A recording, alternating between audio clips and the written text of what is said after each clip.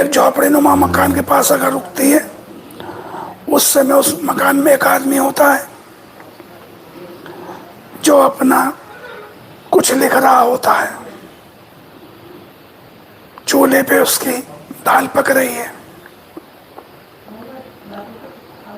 साधारण कपड़े पहन रखे हैं, शक्ल से वो ब्राह्मण लग रहा है।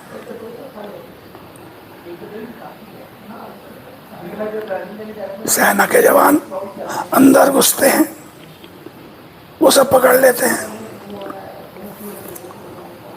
फिर उससे पूछते हैं तुम्हारा बेटा कहाँ है? वो कहता है मेरा बेटा यहाँ नहीं है, कहीं गया हुआ है। सेना के जवान उन्हें पकड़ कर ले जाते हैं और अपने राजा के आज्ञा अनुसार उसका सर काट के चौराहे पे लटका दिया जाता है और उसका बाकी शरीर उसकी झोपड़ी में रख दिया जाता है। अब वो जानते हैं हिंदू रीति रिवाज के अनुसार लाश का क्रियाक्रम बगैर सर के नहीं होगा,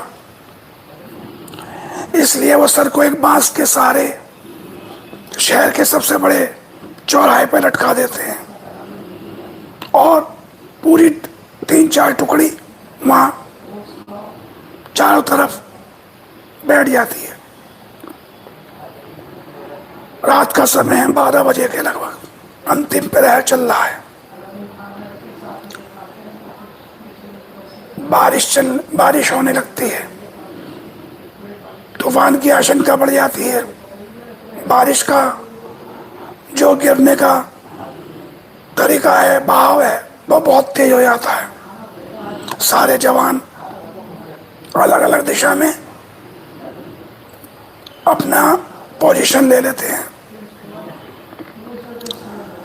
एक समय आता है, बारिश इतनी तेज हो रही होती है कि हाथ को हाथ दिखाई नहीं देता है और तूफान चल रहा है बड़ा भयंकर। एक 12-13 साल का लड़का एक दुकान के नीचे, जो आगे तख्त डले होते हैं, उसके नीचे से निकलता है। उसके नीचे नाला बह रहा होता है, वो नाले में बैठा होता है। निकलता है बाहर, आरी निकालता है, बांस काटता है, उस सर को ले जाता है। उस सर को ले जाता है। थोड़ी बारिश धीरे होती है, तूफान थोड़ा कम होता है, तो सेना के जवानों में खलबली मच जाती है। अरे सर कौन ले गया काट के? अब सारे के सारे जवान सारी नदी का किनारा घेर लेते हैं कि वो जलाने के लिए तो यही आएगा, नदी के किनारे। तभी दूर देखते हैं कई चिताएं जल रही हैं। तो वो लड़का क्या देखता है कि एक पुजारी जो शमशान की क्रिया पूरी करवाता है, उस लड़के से कहता है बोलो बच्चे क्या बात है? वो कहता है मुझे अपने पिता का अंतिम संस्कार करना है।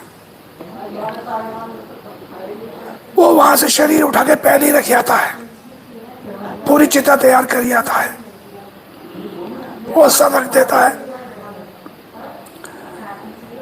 ब्राह्मण समझ जाता है, जो शमशान का पुजारी होता है, कि ये कौन है। वो पूरी क्रिया कराता है। तो सेना के जवान आ रहे हैं सामने से।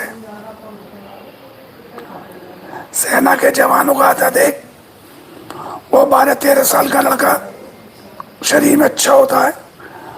वो एक लकड़ी उठाता है, अपने दाल चेहरा एक तरह से जला लेता है। वो पूछते हैं भाई कोई आदमी आया था यहाँ पे या कोई लड़का जिसने सर कटी लाश को या सिर को जलाया हो? ब्राह्मण कहता है भाई मुझे तो नहीं मालूम यहाँ कोई आया है। वो कहते हैं हाँ भाई लड़के, वो अपना चेहरा और चेहरा कहता दूर हो। सैनिक जन कहते हैं इसका चेहरा ही बड़ा भयानक है। कहते हैं वो ये नहीं है, उसका लड़का तो बहुत सुंदर है। सेना के जवान वापस चले जाते हैं। राजा जो है पूरे नगर में ढिंढोरा पिटवा देता है, जो भी उस लड़के को पकड़ के लाएगा उसे इनाम दिया जाएगा। आखिरकार लड़का हाथ नहीं लगता, वो लड़का हाथ से निकल जाता है। उस समय हिंदुस्तान में 3 या 4 यूनिवर्सिटी हुआ करती थी, जिनमें प्रसिद्ध 2 थी। एक नालंदा विश्वविद्यालय, एक तक्षशिला यूनिवर्सिटी। तक्षशिला यूनिवर्सिटी उस समय अफगानिस्तान और पाकिस्तान के मध्य में हुआ करती थी। संसार की सर्वोच्च यूनिवर्सिटी थी वो लड़का वहां आता है, विद्या ग्रहण करता है। विद्या ग्रहण करने के बाद 25-26 साल की उम्र में वापस आता है उसी राजा के यहाँ नौकरी मांगने के लिए। राजा उसका बहुत मजाक उड़ाता है, तो वो कहता है मैं एक दिन तुम्हारी सत्ता को उखाड़ फेंकूंगा। अब आप समझ गए होंगे मैं किसकी बात कर रहा हूं। मैं कौटिल्य की बात कर रहा हूं। कौटिल्य उस लड़के के पिता का नाम था।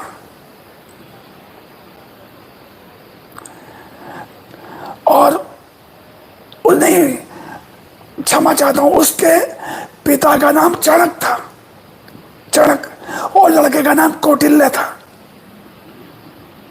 तो 25 साल की उम्र में पहला इकोनॉमिक्स, अर्थशास्त्र लिखता है।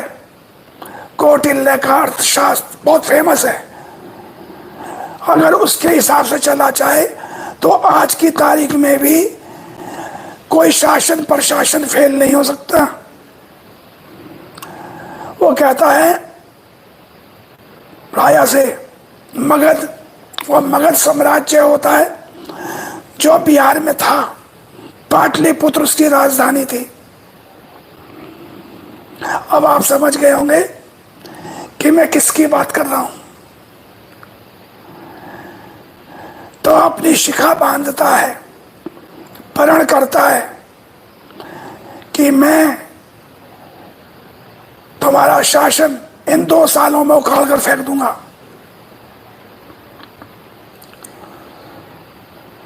तो वो वहां से चल देता है।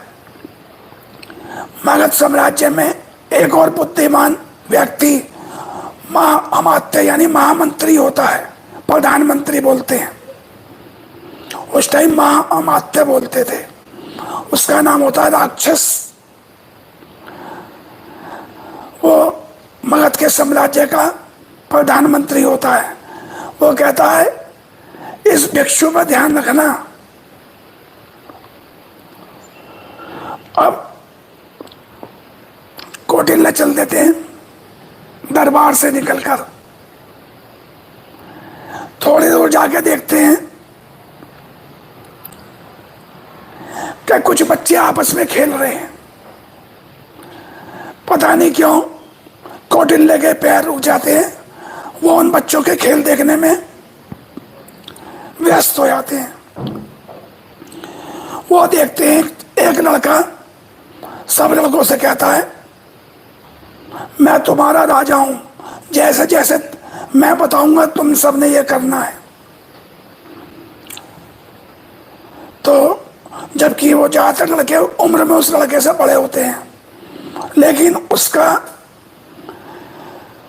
कहने का तरीका, बोलने का तरीका, उसके हाव, उसके चेहरे के जो एक एक भाव होते हैं ऐसे होते हैं जैसे वो किसी राजा का पुत्र है वास्तव में। तब वो उन बच्चों से कहते हैं भाई ये किसका लड़का है। तो वो कहते हैं यहाँ पर थोड़ी दूर पर एक औरत रहती है, ये उसका लड़का है। कौटिल्य उस स्त्री के घर जाते हैं, पूछते हैं आप कौन हैं। वो कहती है आपको क्या काम है मेरे से। वो समझती है कहीं राजा के गुप्तचर ना हो, मुझे जान से मारने आए हों।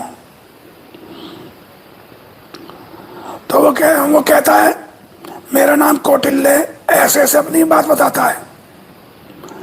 तो फिर वो उनसे कहती है आचार्य अंदर आइए। कहते हैं आचार्य मेरा नाम वसंत सेना है, मैं मगध सम्राट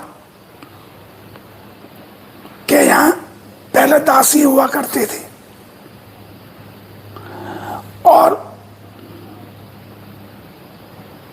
आप मगध सम्राट के बारे में जानते ही हैं, वो अय्याश थे, उन्होंने मुझे नहीं छोड़ा।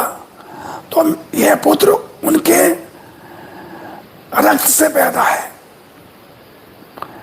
तब कौटिल्य कहते हैं मेरा अंदाजा गलत नहीं था, खून का असर और संगत की रंगत अपना असर जरूर छोड़ती है।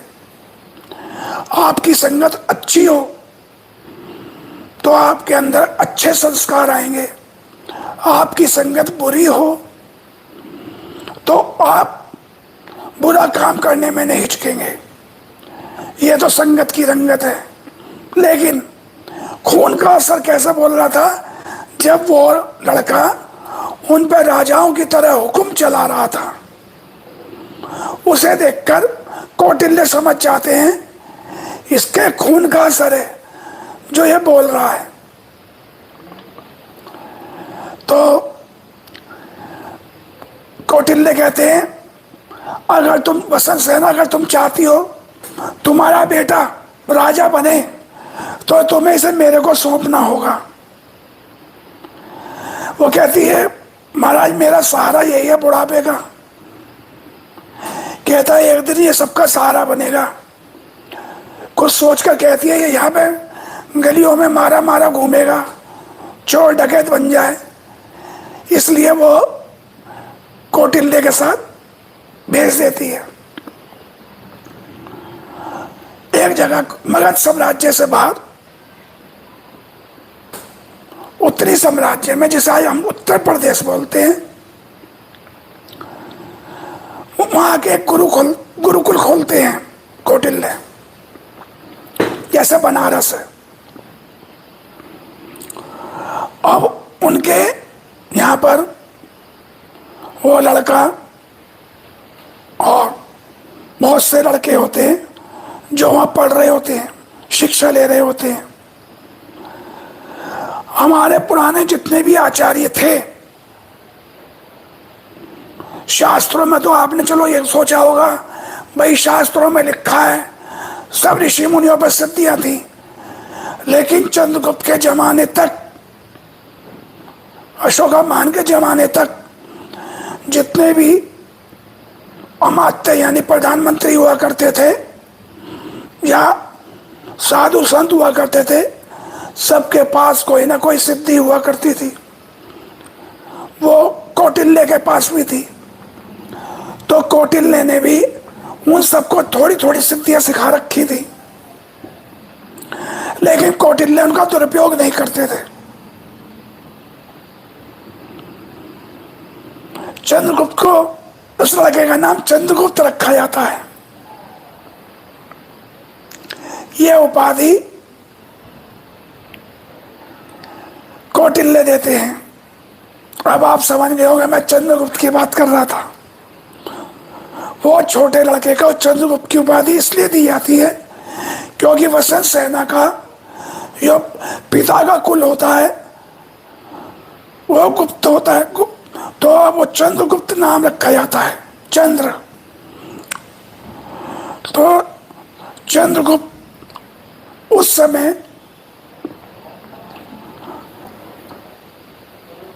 विद्या सीखते हैं। अब दिन पर दिन मगध के राजा का अन्याय लोगों पर बढ़ता जा रहा है। लोगों में आक्रोश होता जा रहा है। और इधर कौटिल्य अपनी तैयारी कर रहे हैं। एक साथ भारतवर्ष में अलग अलग एरिया में नई नई व्यवस्थाएं चालू हो रही हैं। उधर सिकंदर एशिया जीतने निकल पड़ता, संसार जीतने, तो वो एशिया में प्रवेश कर चुका है। यह बात कौटिल्य को मालूम होती है। दूसरी तरफ मगध साम्राज्य छिन्न भिन्न हो रहा होता है। तीसरी तरफ राजा कृष्णदेव राय, उड़ीसा कहते हैं जिसे आज, उस साम्राज्य की भी नींव हिल रही है। छोटे छोटे राजा महाराजा अपने आप को स्वतंत्र करने लग रहे हैं, आपस में लड़ रहे हैं। इस टाइम भारतवर्ष बहुत बड़े खतरे में है। अब कौटिल्य सबसे पहले छोटे छोटे राजाओं को इकट्ठे करने निकल पड़ते हैं। और इधर चंद्रगुप्त अपनी पूरी तैयारी कर रहे होते हैं सेना की। उस टाइम सिकंदर की सेना को यवन सेना बोलते थे, क्योंकि उस टाइम में मुस्लिम समाज का उत्पत्ति नहीं हुई थी। तो इसलिए उस समय चंद्रगुप्त, सिकंदर जब आ रहा था तो उस टाइम यहूदी हुआ करते थे, ईसाई भी नहीं बने थे। तो बाकी सारा भारतवर्ष से जितना हिंदू क्षेत्र था, हिंदू कुश, जिसे हम कंधार, अफगानिस्तान, ईरान, पारस बोलते थे, सऊदी अरेबिया बोलते हैं जिसे आज, हम इसको पुराने समय में पारस से आगे की खाड़ी देश बुलाते थे। तो भारतवर्ष बहुत बड़ा था।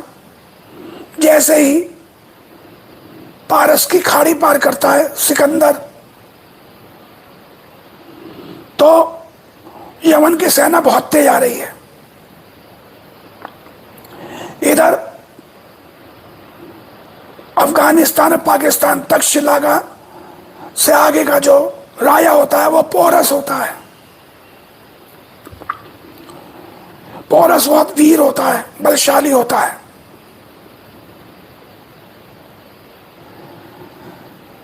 पोरस को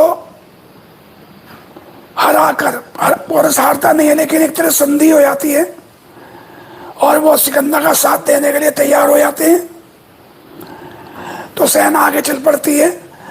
तब इस समय इधर कौटिल्य बहुत राजाओं को इकट्ठा कर चुके होते हैं।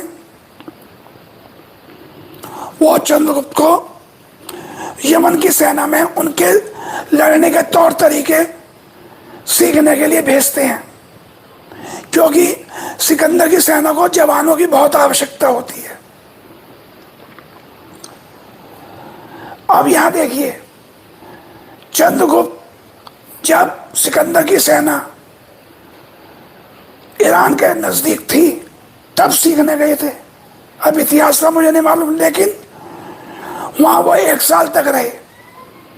वो सेल्यूकस की नजरों में चढ़ गए, जिनकी बेटी हेलेना थी। अब आप अंदाजा लगाइए कि 1 साल में वो सीख के इधर अपनी सेना को तैयार करते हैं, राजाओं से उनके जवान मांगते हैं। इधर कौटिल्य मगध के साम्राज्य को बिल्कुल कमजोर कर देते हैं और चंद्रगुप्त समेत हमला कर देते हैं, मगध पे अपना सत्ता स्थापित कर देते हैं। अब चंद्रगुप्त यहाँ राजा हैं और उधर सिकंदर ईरान के और पाकिस्तान के बीच में मौसम चेंज हो जाता है, बीमार पड़ जाता है, तो वो वहीं से वापस चला जाता है। वो सेल्यूकस को भेज देता है, आप आगे जाओ। यहां पर सिकंदर के जाने के बाद उसकी सेना काफी कमजोर पड़ जाती है। तब चंद्रगुप्त अपनी सेना सहित उन पर आक्रमण कर देता है झेलम के पार, जो झेलम पाकिस्तान से निकलती पहुंचती है वहां, और अफगानिस्तान की तरफ। तो सेल्यूकस का कहता है कि आप मेरी बेटी हेलेना से शादी कर लीजिए। उस टाइम कौटिल्य को नया नाम मिलता है चाणक्य। अब आप समझ गए होंगे मैं किसकी कहानी सुना रहा था। चाणक्य और चंद्रगुप्त, जिन्होंने देश का नक्शा बदल दिया। ये हमारे इतिहासों से जो कम्युनिस्ट लोग हैं उन्होंने सारा इतिहास मिटा दिया, लेकिन चाणक्य का नाम नहीं मिटा सके, चंद्रगुप्त का नाम नहीं मिटा सके। बाकी इतिहास तो आप जानते ही होंगे। तो एक दासी के पुत्र से चाणक्य ने एक इतने बड़े साम्राज्य की नींव हिला के रख दी, राया बदल दिया। जब आदमी हमारे हिसाब से संकल्प, पूजा में कहते हैं हमारे यहाँ संकल्प लीजिए। संकल्प का मतलब होता है जो आपने संकल्प कर लिया आपको वो पूरा करना है। अगर इस जन्म में नहीं करेंगे तो अगले जन्म में करना पड़ेगा। मैंने आपको एक कथा में पहले ही बताया था कि मरने के बाद सनातन धर्म चलता है, कोई और धर्म की रीति रिवाज नहीं होते। ये हनुमान पौतार की, जिनके गीता प्रेस है गोरखपुर वालों की, उनके आत्म जीवनी में लिखा हुआ है। उन्होंने बाकायदा एक प्रेत देखा था जो उन्हें बहुत देर से देख रहा था। तो मैं यहां पे इसलिए ला रहा हूं, हमारे यहां अगर ब्राह्मण जो शिक्षा देता है शस्त्र उठा ले तो परशुराम है, वही क्षत्रिय है। और अगर एक क्षत्रिय शस्त्र छोड़ के वेद पाठ करने लगे तो वो ऋषि मुनि है। विश्वामित्र जो क्षत्रिय थे बाद में ऋषि बने। तो हमारे यहाँ कर्मों के अनुसार जाति व्यवस्था होती है, जातियां नहीं थी हमारे यहाँ। जातियां हमारे यहाँ अंग्रेजों के टाइम में बनाई गई थी, 9000 जातियां बनाई गई थी। हमारे यहाँ कर्म के अनुसार आदमी को उसके वर्ण में रखा जाता था। हमारे यहाँ क्षत्रिय, वैश्य, शूद्र और ब्राह्मण ये वर्ण हुआ करते थे। इसलिए ये व्यवस्था इतनी सनातन की व्यवस्था थी, सबसे मजबूत व्यवस्था।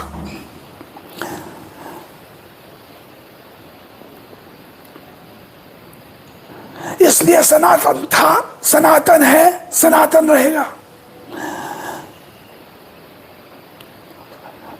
भगवान आए, जमीन पर चले गए, मगर सनातन खत्म नहीं हुआ, क्योंकि सनातन की परंपरा भगवान शिव से जुड़ती है, जो आदि है, जो अनंत है, जो काल से भी परे हैं। काल जिनकी चौखट पे सर झुकाता है उस महाकाल की सत्ता है जो काल का भी विनाश कर दे।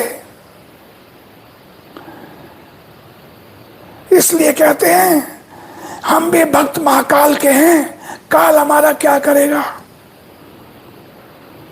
मृत्यु से वो डरते हैं जिनके कर्मों में दाग है। हम तो महाकाल के भक्त हैं, हमारे तो खून में भी आ गए। हर हर महादेव। कहानी कैसी लगी मुझे बताइएगा जरूर। थोड़ा लाइट चली गई है, कोई बात नहीं। कहानी क्या एक सच्ची कथा है ये, कैसी लगी मुझे बताइएगा। मैं आपका इंतजार करूँगा और मेरे चैनल को सब्सक्राइब कीजिए, मेरा वीडियो पूरा देखिए। जिनमें रामायण की कथा चल रही है उसमें तो प्रेम भाव है, प्रेम ही प्रेम है भगवान श्री राम की कथा में, तो आनंद आ जाएगा। चलिए, जय श्री राम। आप सबको मेरा प्रणाम और सभी स्त्री जाति के चरण स्पर्श।